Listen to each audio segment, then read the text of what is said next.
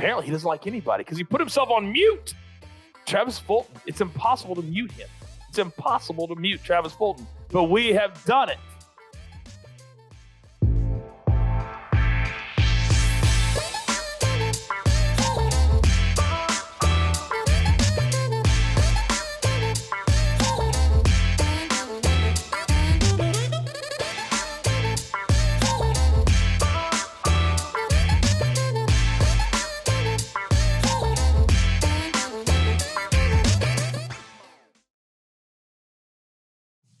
Boy, we have really settled into a nice groove here on your golf betting show of record. We call it Cash Out with the Coaches. I am the coach, Jonathan Coachman. He is one of the great golf instructors in the world today, Travis Fulton.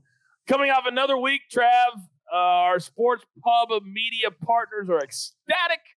We had 5 out of 10 picks again. In golf, yeah, we that's did. A big-time number. How are you, sir?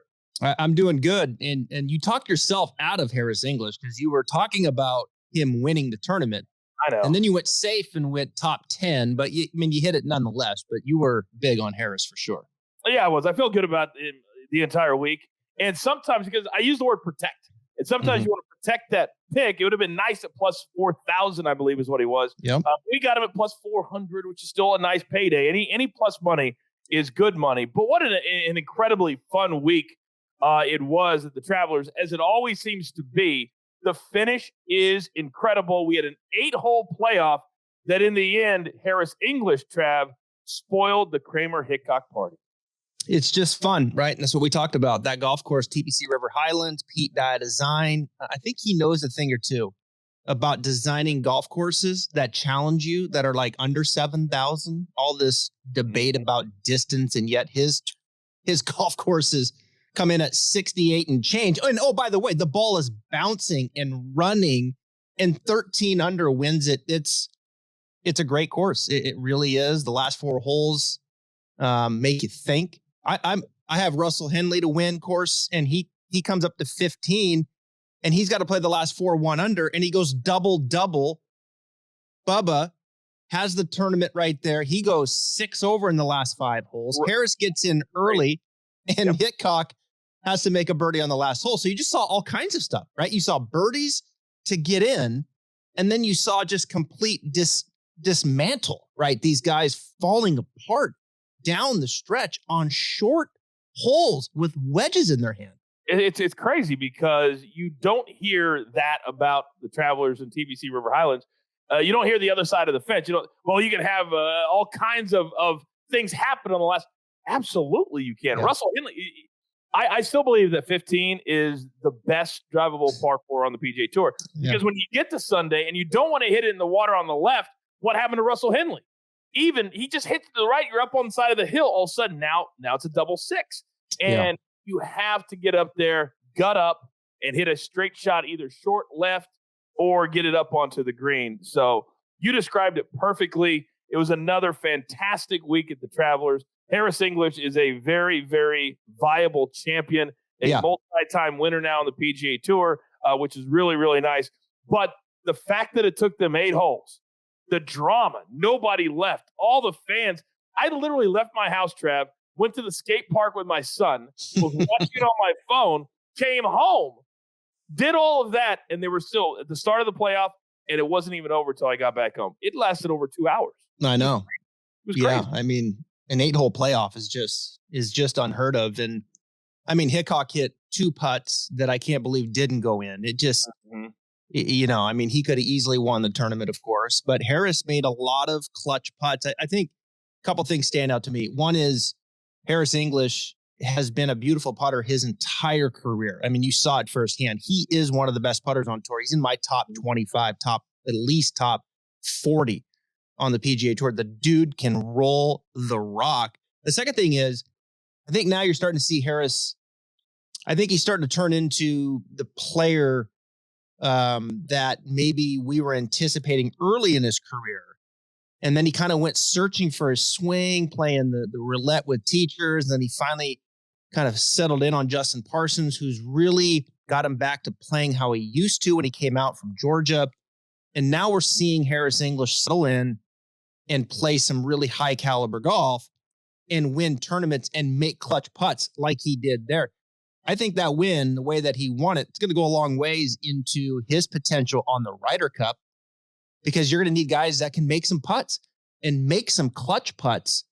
And Harris, that club in his hand, and given his length and improvement in his approach game, I think it's going to become a very viable option on the USA team.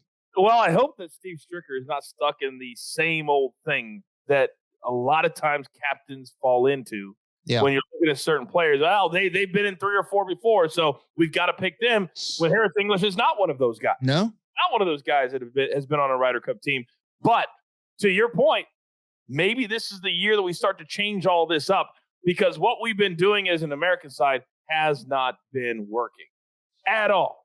So maybe we need some new blood in the Ryder Cup. So congratulations to Harris English winning the Travelers and winning for the second time in 2021. Another big story that happened this week on the PGA Tour.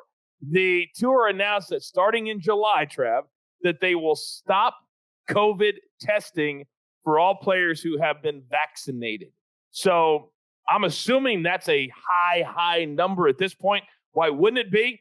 But that just shows another step that the PGA Tour is taking to try to get back to a normal existence. Yeah, I mean, it's happening. There's some pretty strict things going on as far as now these players going over to playing the Open Championship, and that's for another time and discussion. But I think on the PGA Tour, they've done a brilliant job. They were the first one out there. They made a lot of right decisions, and they've kind of weathered the storm, right? In a beautiful way. And now the fans are coming back, and they're going to start lifting some of these, the testing protocol for those that are vaccinated. And we can start to see the light at the end of the tunnel, which is comforting. The NFL announced, at least in most of the stadiums, I think now they're going to be full capacity.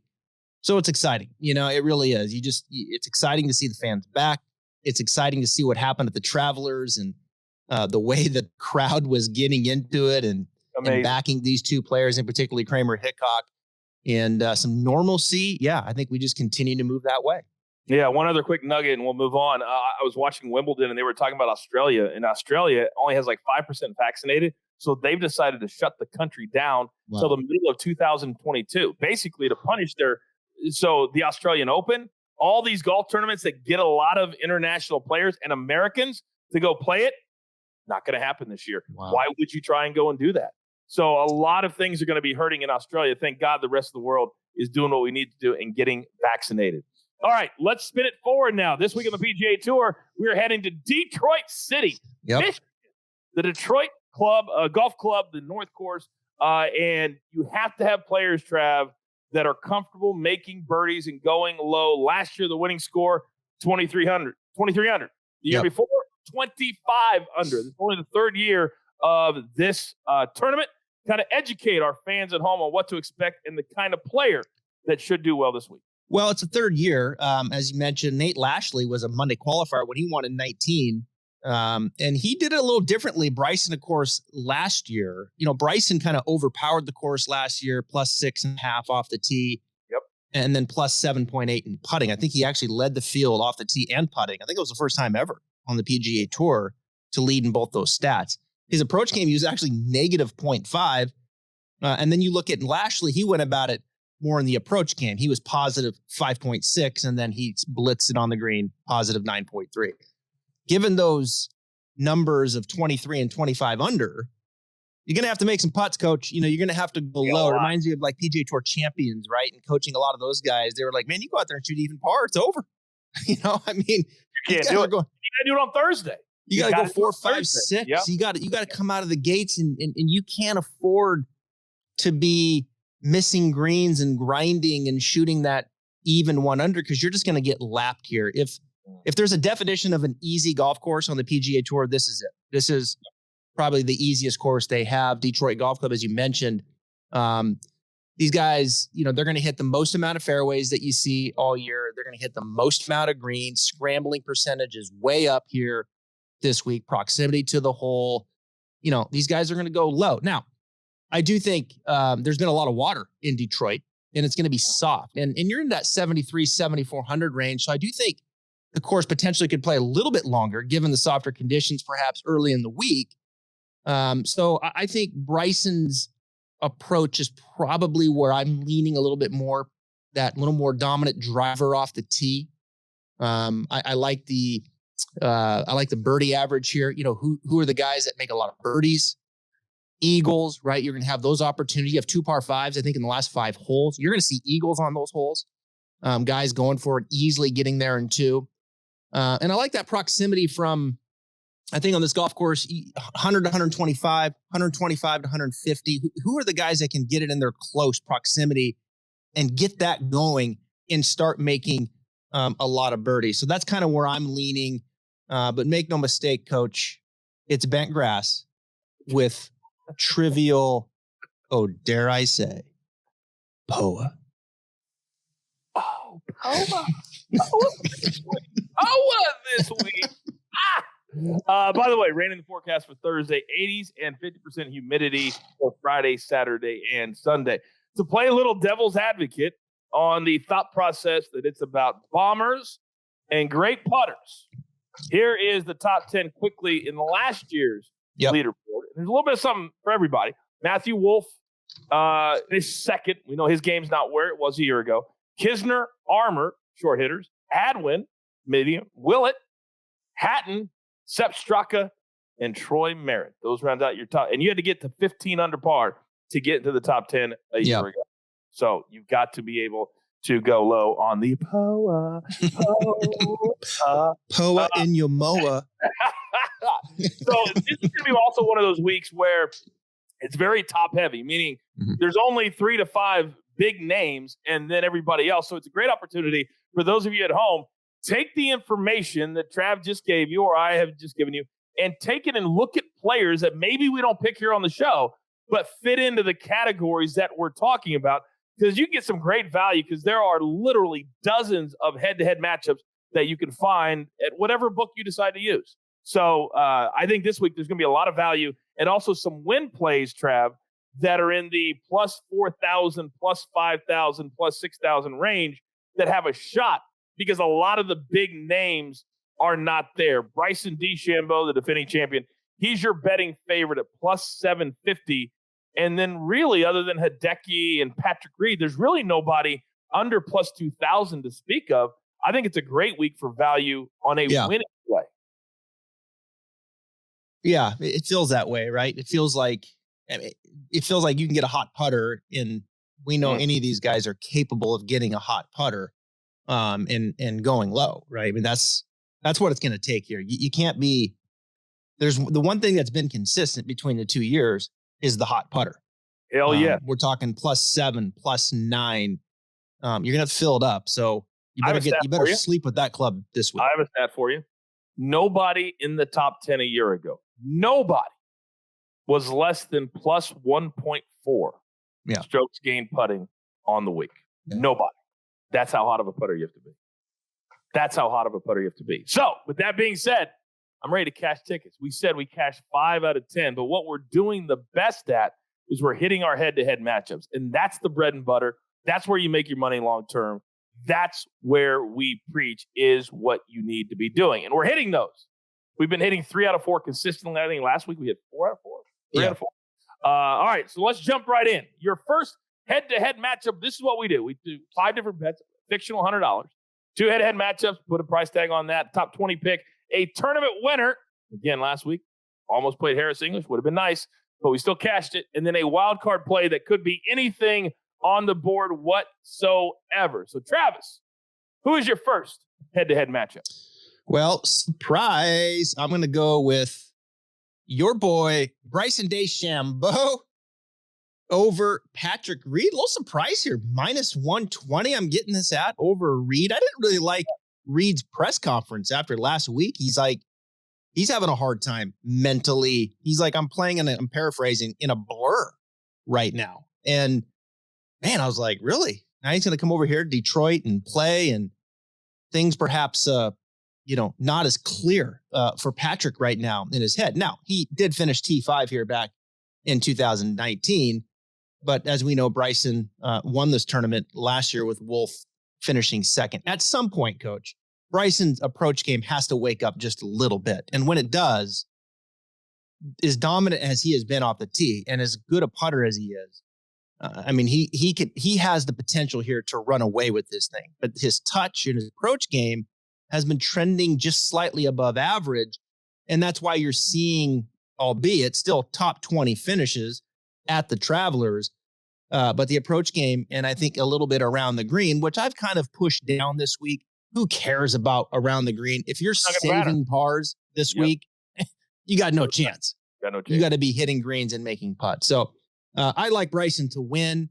I'm going to be loading up on that ticket as well. I'm not going to pick him in this show because we want to try to give some people some value here. But I just feel like this approach game has got to bump forward. And when it does, he is going to be dominant. This is a no-brainer over Reed. Well, I mean, it's one of those situations where he's one of the rare players that when he lacks focus, which is, I predicted it accurately last week at the Travelers. He had a decent week, but he made a lot of dumb mistakes. Yeah. He made a lot of big numbers. When he's not focused, he doesn't play well. But not playing well for him is a T20. And that's just how good he is. So You're absolutely right.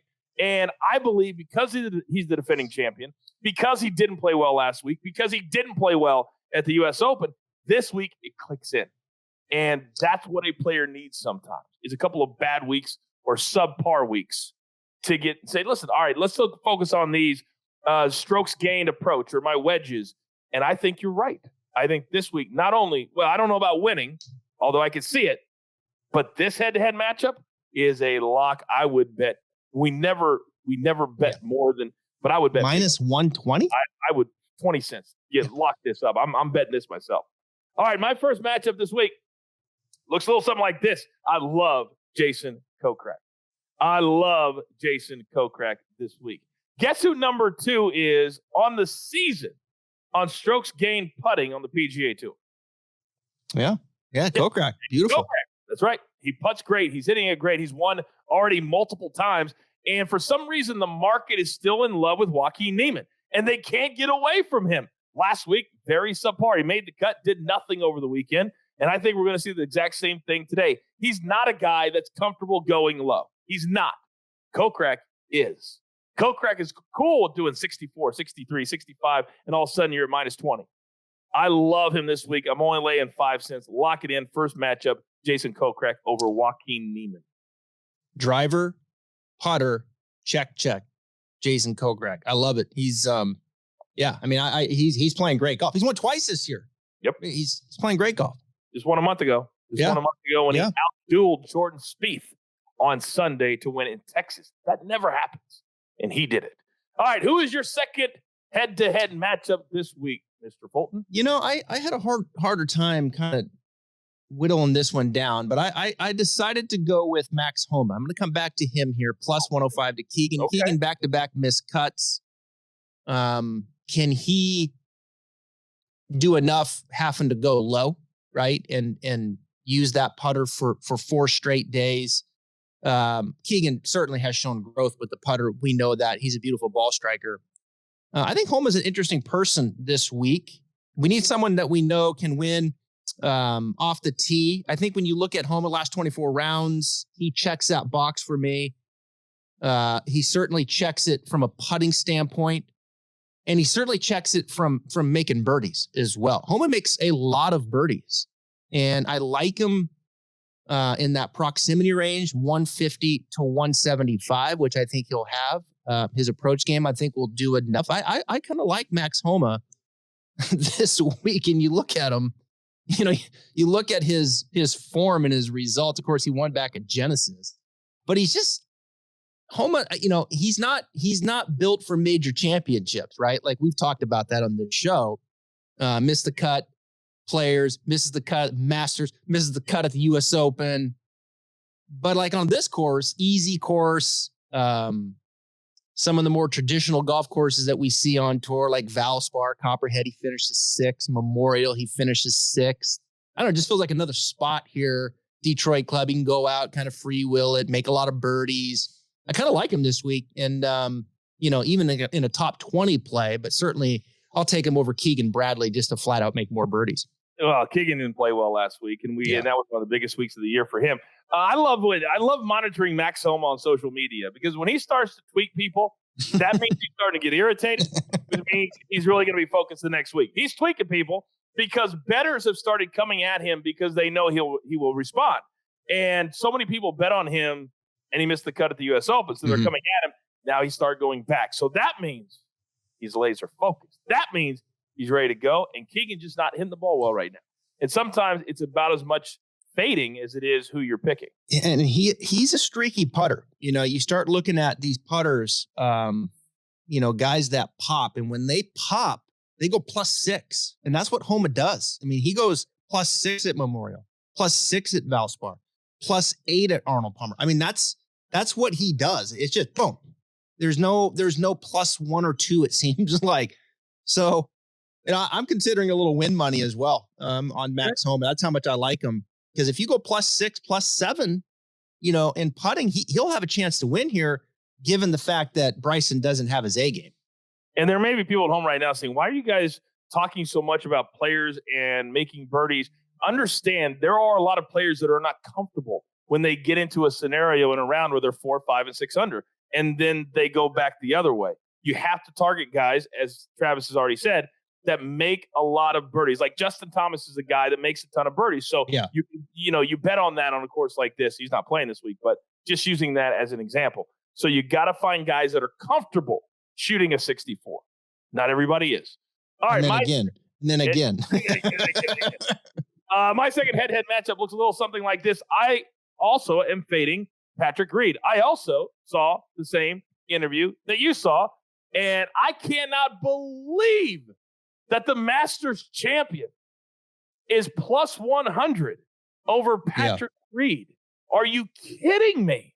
I know Hideki hasn't played great golf since taking that month off to go celebrate in Japan, which he should have. But now he's had enough tournaments to come back to get his game back. And I think this week on a course that gives away so many birdies, he is a guy that when he starts going, Hideki just goes and goes and goes. And I could see him really playing well this week.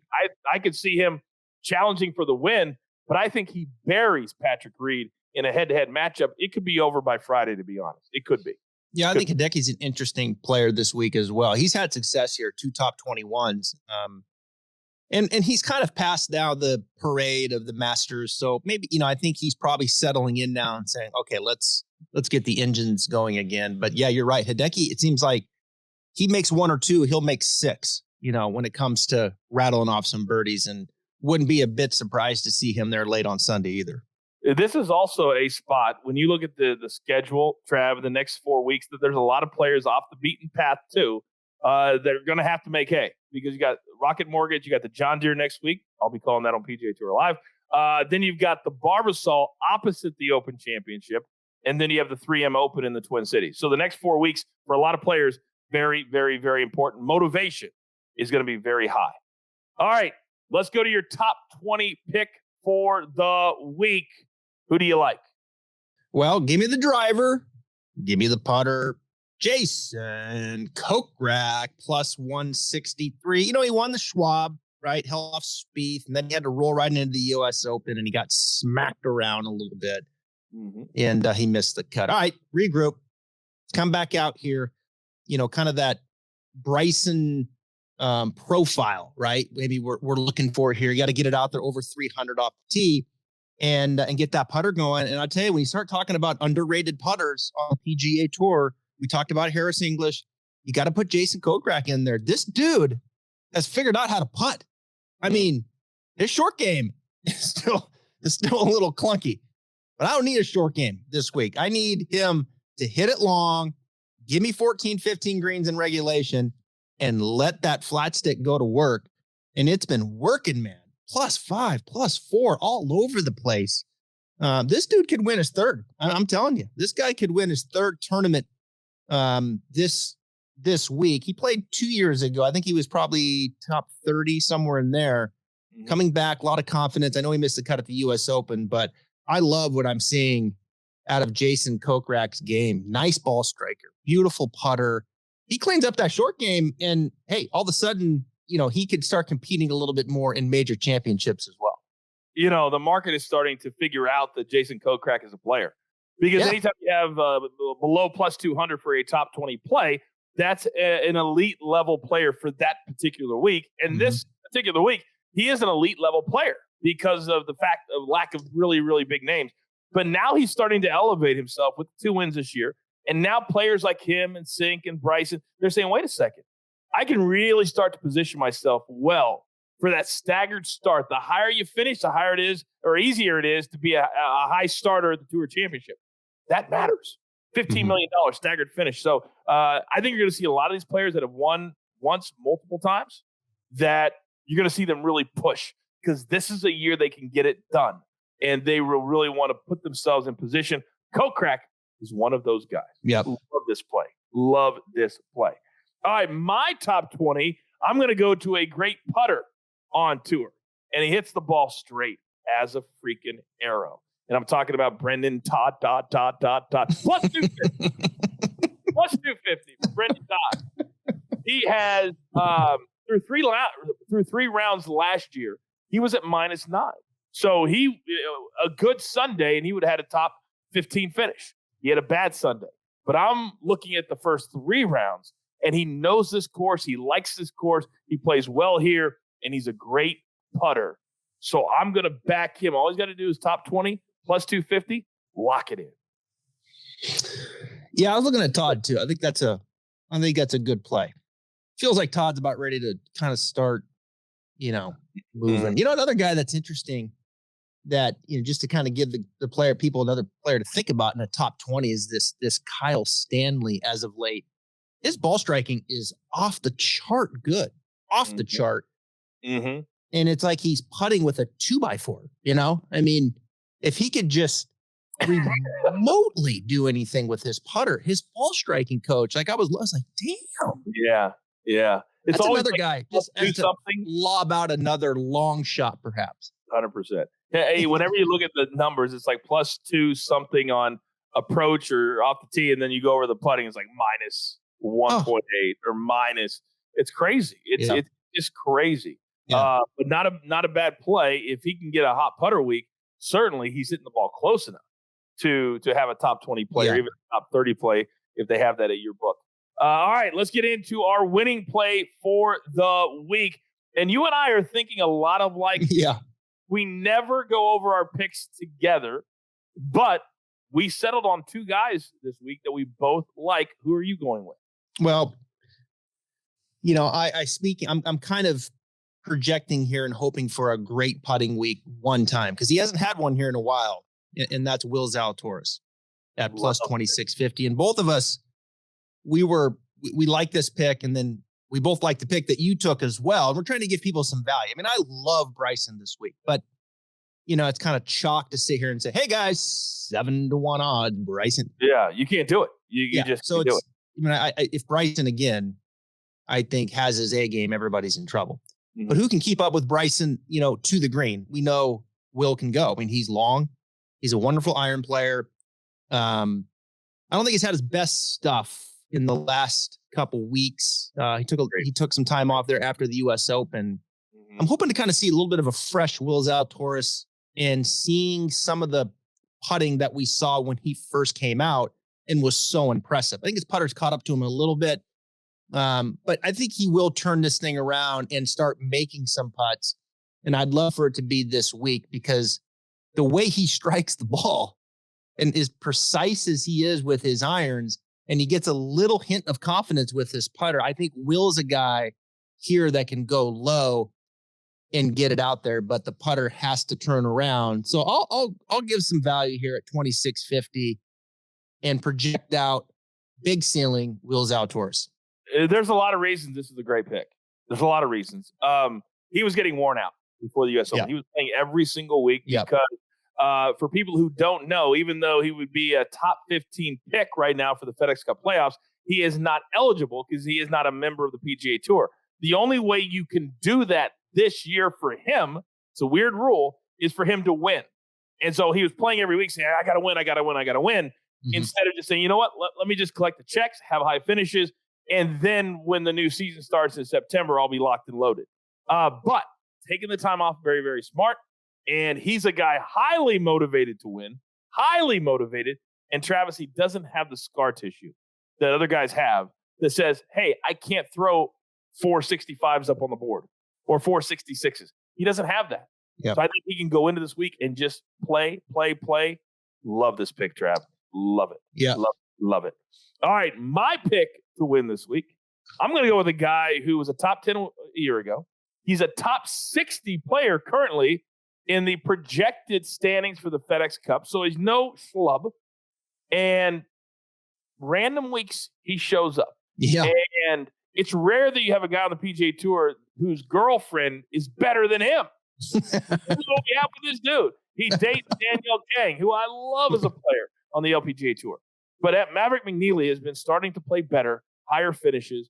And this is the type of week, Trav, that I think a plus 5,000, or we've seen him anywhere from plus 5,000 to plus 7,000, depending on what your book has. But you're going to get value on whatever the number is that your book has on Maverick McNeely. I think he's ready to bust out. He just has to be able to finish on Sunday. But I love him this week. Yep, I do too. We texted back and forth. He was another guy that I was looking at from some value right in here. I think people will get him higher than at 5,000. But I mean, he checks the box for birdies. This kid makes a lot of birdies, and he's very good in that 150 to 175 range. I think he's a good enough putter, and I think he can go off the tee as well. So I think this golf course could fit very well for him. All right. This is also the week. We don't normally recommend this, but there's so many players in that plus 4,000 to plus 7,000 range. You could throw a little bit on 4 or 5 players. Yeah. And get some value, which normally you can't do. But I think this week you could do that and then still get a return on your investment by hitting one of those.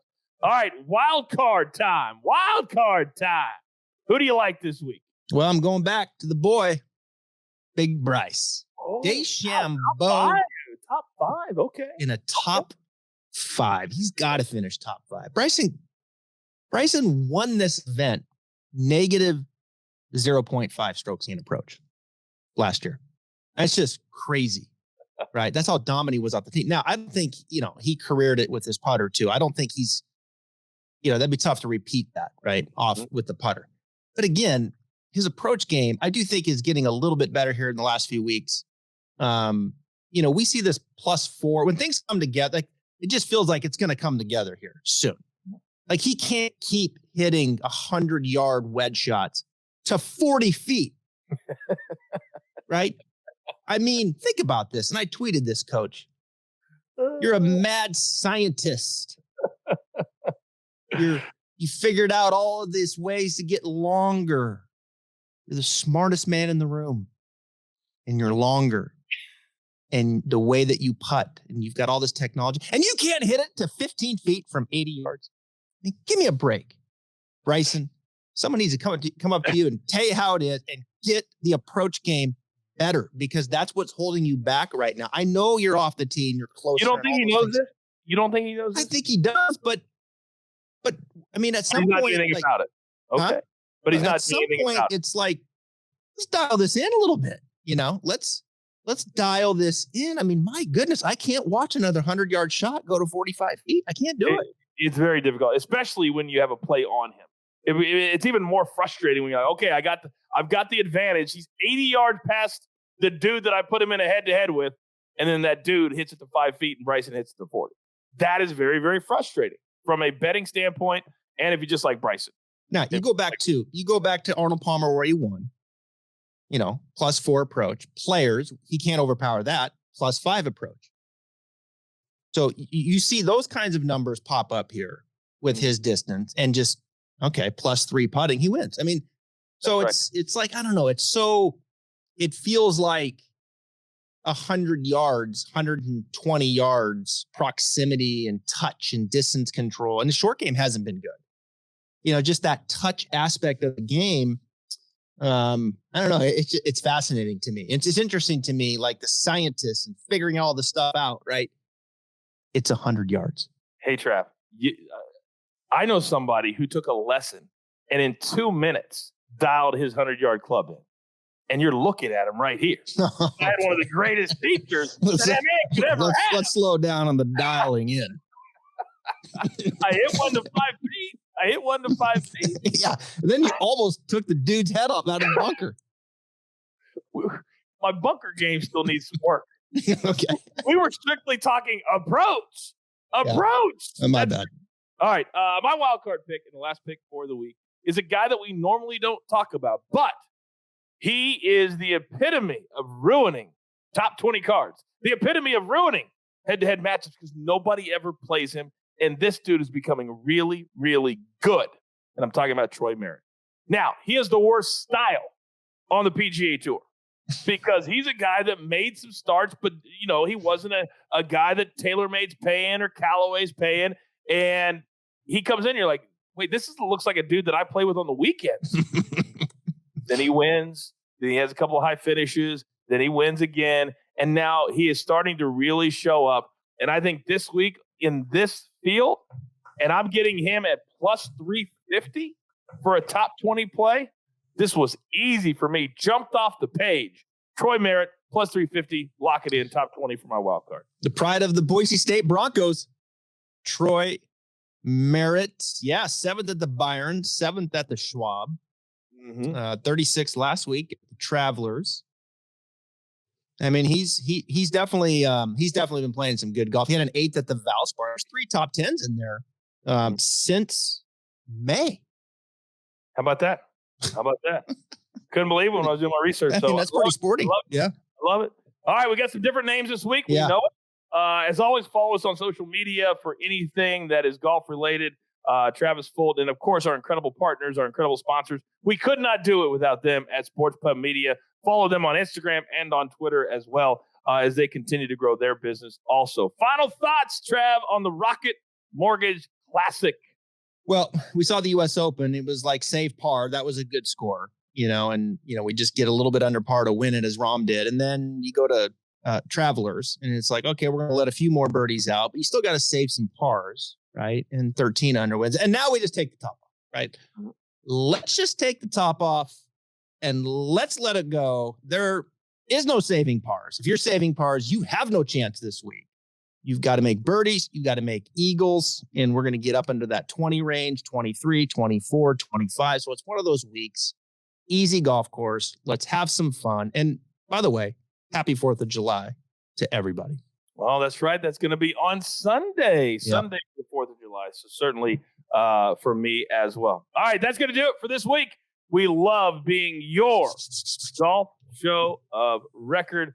For Travis Fulton, for Samantha, for Cody, everybody at Sports Pub Media, I am the coach. Remember, if you're going to cash out every single week, why not cash out with the coaches? Good luck.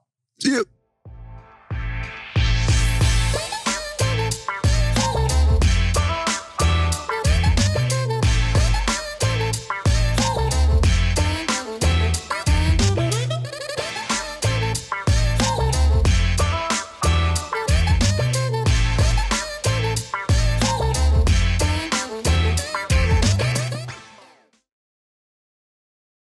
Hey guys, what's good? This is the coach. You may know me from PGA Tour Live, the Golf Channel, or even ESPN. I wanted to interrupt this YouTube video real quick to tell you how to get the best and most entertaining golf betting content every single week, and it's all for free. It's called Cash Out with the Coaches.